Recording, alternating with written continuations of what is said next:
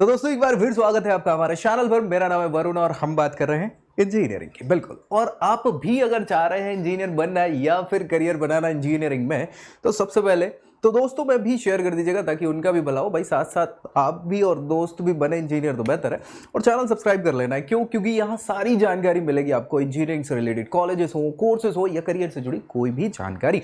फिलहाल इस वीडियो में हम क्या डिस्कस करने वाले हैं, हम आज डिस्कस कर रहे हैं बहुत ही ज्यादा समस्या में आ जाते हैं कई बार बच्चे, नए बच्चे एक्चुअली, जिनको समझ ये नहीं आता कि ब्रांच कौन सी ली जाए या स्पेशलाइजेशन इतने सारे अवेलेबल हैं, लेकिन कंफ्यूजन हो जाता है उनके शॉर्ट फॉर्म में। जी हाँ, आज हम ऐसी दो ब्रांचेस लेके आए हैं जो कि कंफ्यूजिंग है और इनमें समानता होते हुए भी बहुत असमानताएं हैं। जी हाँ, जिनकी हम बात करेंगे वो है ईसीई और ट्रिपल ई। मतलब क्या है? हाँ भाई, इलेक्ट्रॉनिक एंड कम्युनिकेशन इंजीनियरिंग, जिसको ईसीई शॉर्ट फॉर्म में कहा जाता है, और दूसरा है ट्रिपल ई। ट्रिपल ई बोले तो इलेक्ट्रिकल एंड इलेक्ट्रॉनिक इंजीनियरिंग। बहुत अच्छा। और अब बहुत सारे बच्चे हैं इनमें कंफ्यूज कि क्या किया जाए, ये अच्छी है कि वो अच्छी है। तो आज इस कंफ्यूजन को दूर किया जाएगा इस वीडियो के माध्यम से। बिल्कुल आखिर तक देखना है ताकि सारी जानकारी आपको क्लियर हो जाए और ये कंफ्यूजन हमेशा के लिए दूर हो जाए। और साथ ही साथ एक और चीज बता दूं कि अगर आप चाह रहे हैं आपकी प्रोफाइल पे बेस्ट क्या होगा ये जानना, कोई बताने वाला नहीं है, तो हम हैं आपके लिए। नीचे प्रोफाइल एनालिसिस फॉर्म है जिसको फिलअप कर दीजिए और उसके बेसिस पे हम आपकी प्रोफाइल के आधार पर बताएंगे क्या बेस्ट हो सकता है आपके लिए। जी हाँ, चलिए तो स्टार्ट करेंगे। ईसीई वर्सेस ट्रिपल ई क्या हो सकता है। अब सबसे पहले तो ट्रिपल ई का मतलब क्या है ये मैंने बता ही दिया है, इलेक्ट्रिकल एंड इलेक्ट्रॉनिक इंजीनियरिंग। देखो यार, कोर ब्रांचेस हुआ करती थी इंजीनियरिंग में, आपने सुना होगा सिविल, मैकेनिकल, इलेक्ट्रिकल। हाँ जी, तो उसके बाद थोड़ा सा चेंज समय के साथ आया और इलेक्ट्रॉनिक डिवाइसेस बनने लग गए। इसी इलेक्ट्रिकल से, इलेक्ट्रिकल जनरली बड़े मीडियम की वोल्टेज पे वर्क करता है, यानी कि लार्ज वोल्टेज पे, और इलेक्ट्रॉनिक्स उपकरण या डिवाइसेस होते हैं छोटे छोटे वोल्टेज पे काम करने वाले। ये इन दो ही डिफरेंसेस के बीच में ये दो नई ब्रांचेस बन के आई, इलेक्ट्रिकल एंड इलेक्ट्रॉनिक। और जब हम इलेक्ट्रिकल और इलेक्ट्रॉनिक दोनों चीज एक साथ पढ़ना चाहते हैं, ऐसी इंजीनियरिंग को हम क्या बोलेंगे? Electrical and electronic engineering. समझ पा रहे हो? अभी के लिए फिलहाल इतना काफी है, ठीक है। बाकी और डिटेल में हम धीरे धीरे डिस्कस करने वाले हैं। तो यही चीज यहां पे लिखी है, इलेक्ट्रिकल एंड इलेक्ट्रॉनिक इंजीनियरिंग।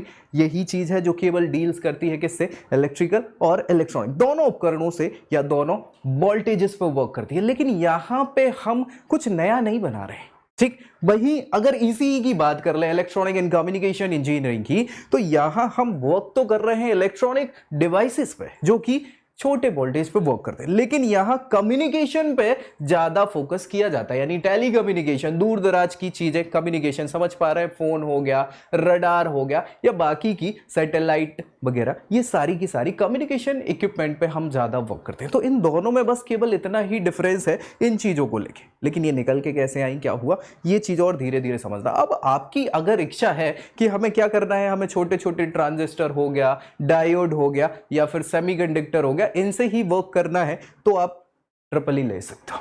बजाय अगर आपकी इच्छा क्या है कि आप चाह रहे हैं हाँ भाई हमको कम्युनिकेशन फील्ड में थोड़ा सा आगे बढ़ना है, तो आप ईसीई को प्रेफर कर सकते हैं। और भी सारी चीजें हैं जिस पे हम डिस्कस करेंगे, सारी चीजों को लेके। ये चीजें आप समझ गए होंगे कि क्या है इनमें, बेसिक अंतर तो समझ गए होंगे नाम को लेके।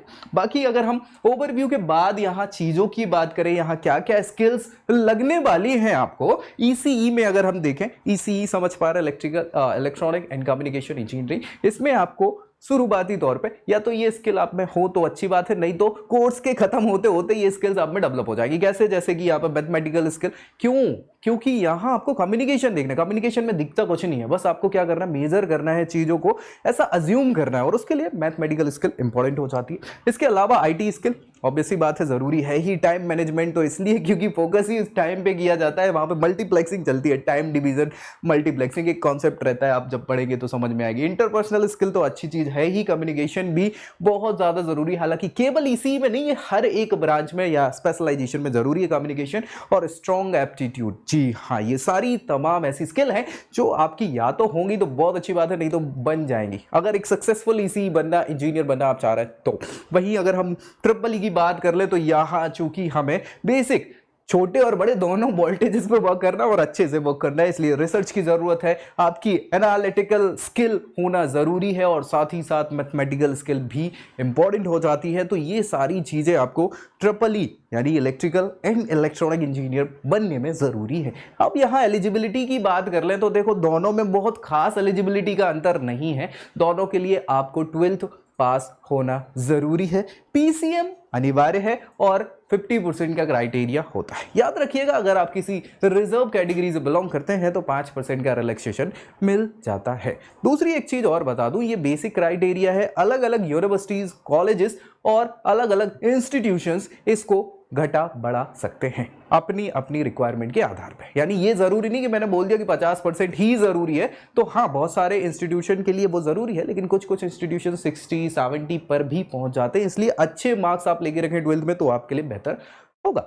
ये सारी चीजों के बाद यहां आप किसके लिए एलिजिबल हो जाते हैं, एंट्रेंस एग्जामिनेशंस के लिए, और उसके बेसिस पे आप अलग अलग इंस्टीट्यूशन में जाके एडमिशन ले सकते हैं। ठीक है भाई, यहां करियर की अपॉर्चुनिटी की बात करें, मतलब कहने की बात है कि हमने भाई 12th पास कर ली, एंट्रेंस दे दिया और अच्छे इंस्टीट्यूशन में पहुंच गए और इनमें से कोई एक ब्रांच ले ली और उसके बाद हमने 4 साल बिताए बड़े अच्छे से, और 4 साल के बाद हम किस जॉब पे जाएंगे या किस जॉब अपॉर्चुनिटी हमको मिलने वाली, किस किस प्रकार की प्रोफाइल्स पे हम जा सकते हैं, तो वो प्रोफाइल्स आपको यहां समझ में आएंगी। जी हाँ, अगर आप ECE electronic and communication engineering से इंजीनियरिंग कर रहे हैं और उसके बाद आप प्रोफाइल देख रहे हैं, तो ये सारी की सारी प्रोफाइल्स आपको शूट कर सकती हैं, जिनमें फील्ड टेस्ट इंजीनियर हो सकता है, service engineer, senior sales manager बन सकते हो, सॉफ्टवेयर रिसर्चर, बिल्कुल ऑब्वियस सी बात है ये सॉफ्टवेयर रिसर्चर आईटी वाला नहीं है, यहाँ कम्युनिकेशन इक्विपमेंट से संबंधित हो सकते हैं, कस्टमर सपोर्ट इंजीनियर बन सकते हैं, नेटवर्क की प्लानिंग करने वाले इंजीनियर बन सकते हैं, और हाँ टेक्नीशियन टाइप की कुछ पोस्ट भी आपको एज अ प्रोफाइल हो सकती है आपके लिए।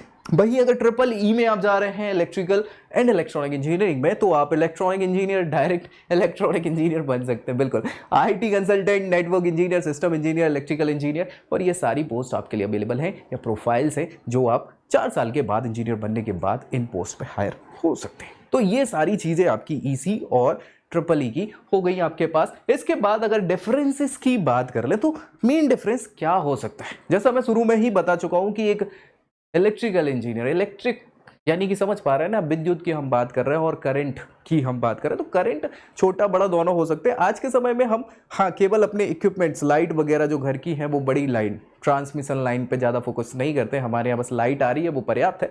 उसके बाद के सारे डिवाइसेस हमारे इलेक्ट्रॉनिक डिवाइसेस हैं जो छोटे वोल्टेज पे वर्क करते हैं या करंट पे वर्क करते हैं। तो यहाँ पे आज नहीं तो कल इन फ्यूचर में हम बात करें तो इलेक्ट्रिकल की जगह इलेक्ट्रॉनिक्स का युग तो चलता ही जा रहा है और चलता ही रहेगा। इसीलिए बहुत सारे बच्चे फोकस किस चीज पे करते हैं, ईसीई पे फोकस करते हैं, इलेक्ट्रॉनिक एंड कम्युनिकेशन इंजीनियरिंग पे बजाय ट्रिपल ई के। लेकिन याद रखिए यार, ईसीई में अभी फिलहाल की कंडीशन की हम बात करें तो गवर्नमेंट जॉब्स लिमिटेड हैं, ऐसा नहीं कि नहीं है, लेकिन ट्रिपल ई में पर्याप्त आपको गवर्नमेंट जॉब्स मिल सकती हैं। तो बहुत सारे बच्चों के ये कन्फ्यूजन्स रहते हैं अलग अलग प्रकार से, ट्रिपल ई बेस्ट होगा या ईसी बेस्ट होगा। और मैं आपको बता दूं कि कोई भी स्पेशलाइजेशन इंजीनियरिंग की आपको हमेशा सिखाएगी ही, हाँ जी सिखाएगी ही, और ये कभी नहीं होगा कि कोई बेहतर है या नहीं है। समय समय की बात है किस चीज़ पे क्या बेस्ट है, और अगर आप अपना बेस्ट देते हैं तो किसी भी स्पेशलाइजेशन में हो आप अपना फ्यूचर बहुत अच्छे से बना सकते हैं। तो ये सारी की सारी चीज़ें हम जिस पे डिस्कस कर रहे थे, ईसीई और electrical engineering, electrical and electronic engineering पे, ये आपको मुझे लगता है समझ आ गई होगी। इन फ्यूचर अगर कोई डाउट और बचे हैं आपके लिए कि हाँ ये बेस्ट होगा कि नहीं होगा कि क्या होगा, तो वैसे और भी मैंने वीडियोस बना के रखे हैं ITCS वाली और सारी चीज़ों पे डिस्कस अपने किया हुआ है। लेकिन अगर अपनी प्रोफाइल पे आपको अभी भी लग रहा है कि क्या बेस्ट हो सकता है आपके लिए और कोई नहीं बताने वाला है, तो भाई मैं हूं आपके लिए, और नीचे प्रोफाइल एनालिसिस फॉर्म जरूर फिल कर दीजिएगा ताकि आपकी प्रोफाइल पर बेस्ट क्या है ये आप जान सके। और भाई ऐसी जानकारी चाहे कोर्सेज की हो या कॉलेजेस की हो या करियर से जुड़ी कोई भी जानकारी हम प्रोवाइड करते हैं। तो मिलेंगे अगली वीडियो में अगली जानकारी के साथ, तब तक के लिए I hope you like this video. For more such videos, keep watching our channel and do not forget to like, share and subscribe.